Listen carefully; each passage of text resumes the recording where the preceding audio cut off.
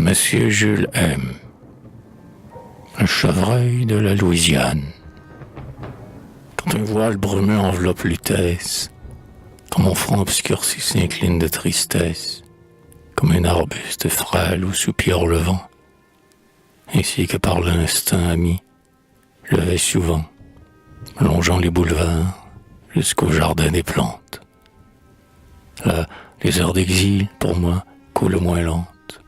Là, comme à Bonfouca, sous les mélèzes verts, soucieux, je m'isole et compose des vers.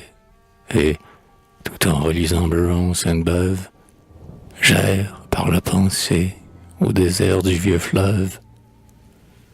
Solitaire, j'écoute, incliné sur les eaux, son murmure sans fin d'harmonieux roseaux.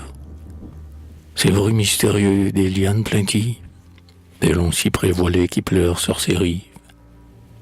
Poète insoucieux, sans suivre aucun chemin, sur les ondes bercées, la pagaie à la main, ainsi qu'un bois flottant au souffle de la brise, je laisse dériver ma pirogue indécise, et, l'oreille attentive à de lointains accords, les yeux clos à demi, je rêve et je m'endors.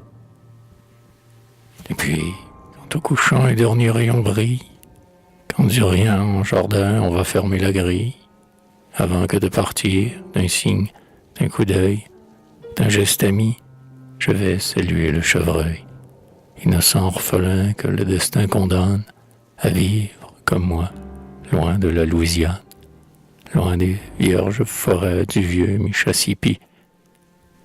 Captif dans un enclos, je le vois assoupi, ainsi qu'au bois natal, il sommeille tranquille, et moi, près de l'enclos, haletant, immobile, comme un père penché sur un fils au berceau, je l'observe endormi sous le frais arbrisseau.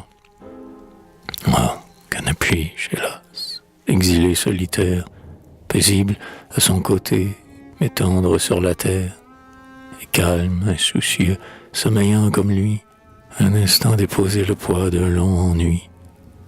Plutôt que ne puis-je, heureuse créature, le rendre à la forêt, à la nature, et dans quelque désert vierge de pas humains, vivre seul avec lui, le nourrir de ma faim, en faire un compagnon, un fils, une maîtresse, l'environner d'amour, de soins et de tendresse, le suivre pas à pas, boire au même ruisseau, sous les lataniers verts, au bord des grandes eaux, ainsi que Jocelyn côté de Laurence, près de lui m'endormir, ivre de sa présence, caresser, l'aimer comme on aime une sœur, hardi, le protéger contre l'adroit chasseur, et dire à l'Indien qu'ici ton arc s'arrête, qui touche à ce chevreuil m'en répond sur sa tête.